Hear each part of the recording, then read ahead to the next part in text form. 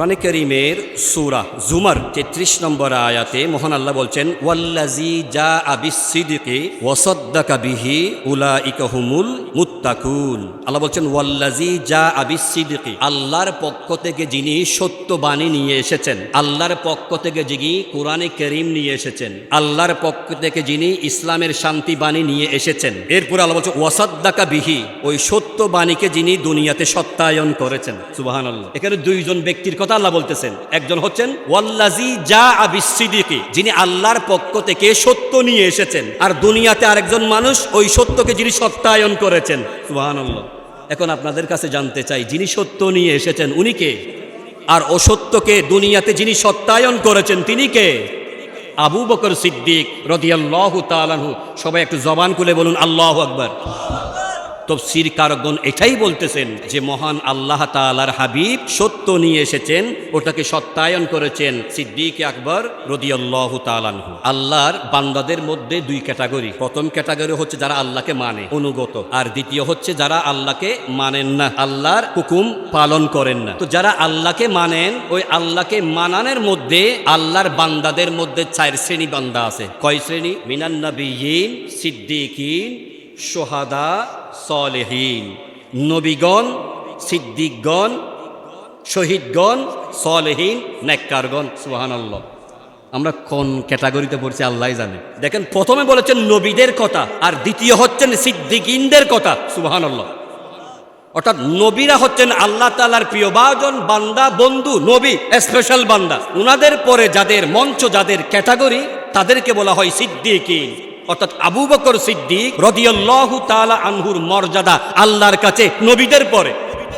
এরপরে হচ্ছে শুহাদা, শহীদগণ। আমরা হাদিসে মুবারাকার একটা রেফারেন্স দিতে গিয়ে বলি, ফিতনা ফাসাদের এই যুগে কোনো একজন বান্দা একটা সুন্নতকে আমরণ আঁকড়িয়ে ধরবে, কন্টিনিউ পালন করবে, তাকে 100 জন শহীদের সওয়াব দান করা হবে। অর্থাৎ আল্লাহ তাআলার পক্ষে, ইসলামের পক্ষে যারা জিহাদ করেছেন, শহীদ হয়ে গেছেন, পৃথিবীতে ফেরত আসার কোনো সুযোগ নাই। এই সমস্ত শহীদগণ যে কাজ করেছেন, এই ধরনের শহীদগণের মতো 100 জন শহীদের সওয়াব আপনার আমলনামায় দেওয়া হবে যদি ফিতনা ফাসাদের যুগে একটা সুন্নতকে আপনি আঁকড়িয়ে ধরেন। কিন্তু শহীদগণ এত বড় মর্যাদা অধিকারী হওয়ার পরও আল্লাহর কাছে তাদের মর্যাদা, তাদের ক্যাটাগরি, তাদের সিরিয়াল নম্বর কত? কিন্তু সিদ্দিকিন যারা আছে, আবু বকর সিদ্দিক রাদিয়াল্লাহু তাআলা আনহু, আল্লাহ তাআলার কাছে উনার অবস্থান কত নম্বরে? 2 নম্বরে। আবু বকর সিদ্দিক রাদিয়াল্লাহু তাআলা আনহু জন্মগ্রহণ করেছেন 573 খ্রিস্টাব্দে।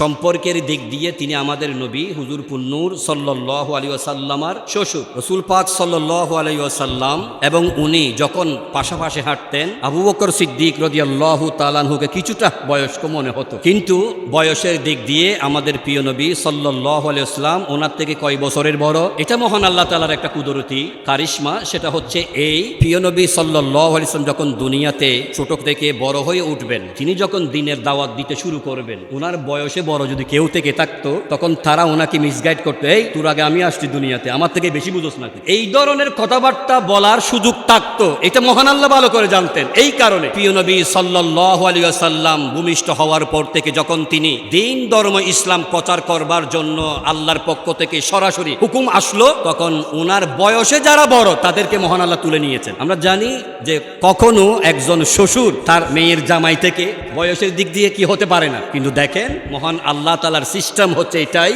আবু বকর সিদ্দিক রাদিয়াল্লাহু তাআলা আনহু শ্বশুর হওয়া সত্ত্বেও বয়সের দিক দিয়ে তিনি আমাদের প্রিয় নবীজি সাল্লাল্লাহু আলাইহি ওয়াসাল্লামের কয় বছরের ছোট? 3 বছরের ছোট। তিনি সবসময় ছায়ার মতো থাকতেন। নবীজি সাল্লাল্লাহু আলাইহি ওয়াসাল্লাম বলছেন, আমি 3টা জিনিসকে মহব্বত করি। আবু বকর সিদ্দিক রাদিয়াল্লাহু তাআলা বলছেন, ইয়া রাসূলুল্লাহ, আমিও 3টা জিনিসকে মহব্বত করি। তার মধ্যে একটা জিনিস আমার সবচাইতে বেশি প্রিয়, যে আমি আপনার মুখোমুখি হয়ে বসে আপনার চেহারার দিকে তাকিয়ে থাকাটাকে আমি সবচাইতে প্রিয় মনে করতাম। তিনি ইসলামের জন্য অসামান্য অবদান রেখেছেন।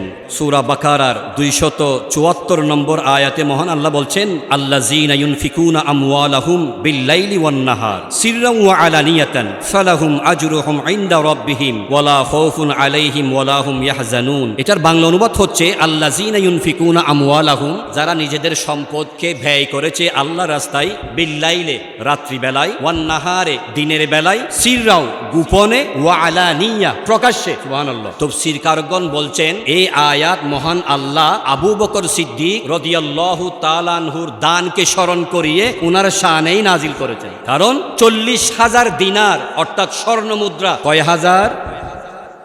রূপার মুদ্রা নয়, স্বর্ণের মুদ্রা, কাগজের মুদ্রা নয়, স্বর্ণের মুদ্রা। তিনি সবচাইতে প্রভাবশালী ধনাঢ্য শিল্পপতি ছিলেন, ব্যবসায়ী ছিলেন, কাপড়ের ব্যবসা করতেন। মক্কাতুল মুকাররমায় কুরাইশ বংশ উনার বংশ, প্রভাবশালী ব্যক্তি। উনার উপর কথা বলার কারো অধিকার থাকতো না, সেই দুঃসাহস থাকতো না। এই ধরনের শিল্পপতি ধনাঢ্য ব্যক্তি ইসলামের জন্য কুরবান করে দিয়েছেন, রসুলুল্লাহর প্রেমে নিজেকে উৎসর্গ করে দিয়েছেন। 40,000 স্বর্ণ মুদ্রা তিনি দান করে দিয়েছেন।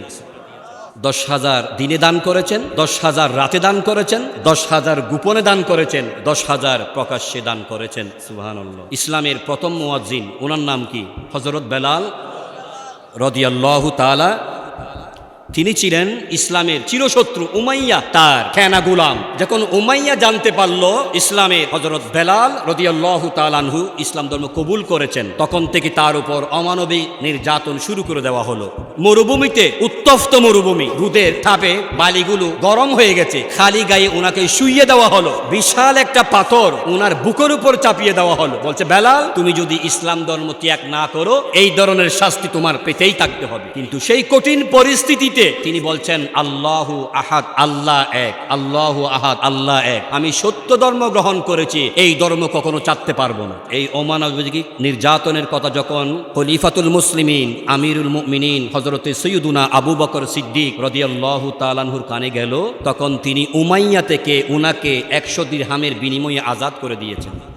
ইসলামের প্রথম মুয়াজ্জিনকে তিনি আজাদ করেছেন টাকার বিনিময়ে, মুদ্রার বিনিময়ে। তাহলে বোঝা যাচ্ছে এই ক্ষেত্রেও তিনি ইসলামের জন্য অবদান রেখেছেন, ঠিক কিনা?